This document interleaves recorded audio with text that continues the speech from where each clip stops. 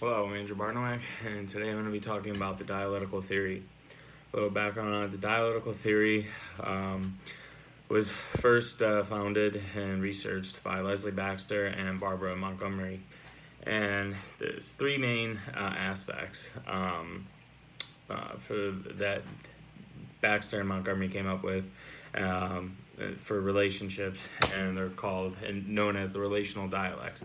These are integration, separation, stability, change, and expression, no expression.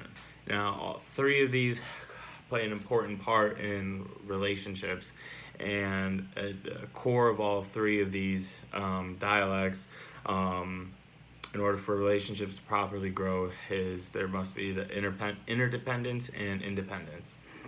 And so by using these three dialects, integration, separation, stability, change, and expression, no expression, helps for relationships to maintain, keep that intimacy between both couples, and be successful all overall.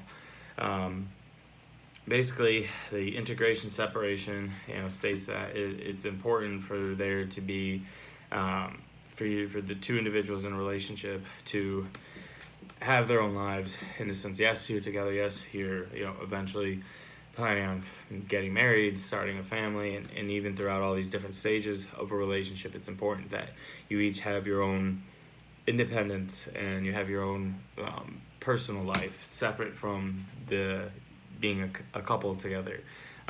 This could be hanging out with friends without your significant other, hanging out with family members, basically trying to keep a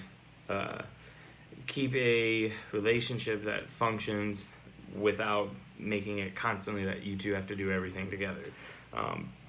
For example, when I first moved down here to Texas, I didn't really know anybody besides my girlfriend, so without really noticing it, I was kind of just planning and doing everything together. And not that it caused a real big problem, but you can slowly see how the effects that it can cause: more arguing, more fighting that probably wouldn't have happened if we had more space between each other. And it's a key part of this theory, is to making sure relationships turn out successful, is to making sure, whether it's with finances, friends and family, yes, we're together, yes, we're in an intimate relationship, but it's important to give each other that own space, because otherwise it feels sort of like a crowded, overbearing relationship, if you will, that we have to be doing everything together. And part of the expression, no expression dialect of this theory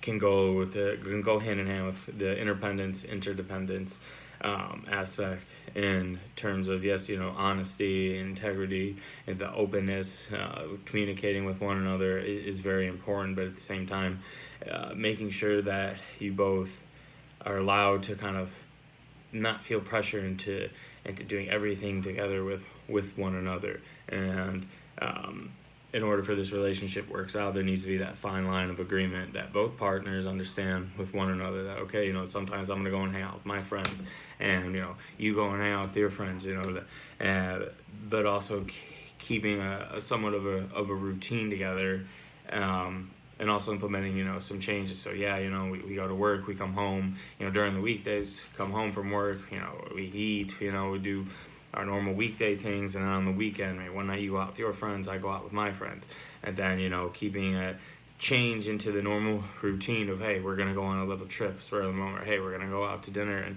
and keeping that intimacy, because sometimes you're too locked down in a routine, and you do everything together. That's when more problems can arise within the relationship. So basically, the overview that I take away from this dialectical theory is, by following the three main aspects of the dialects: the integration, separation, stability, change, and expression, no expression, together with this interdependence and independence in the relationship,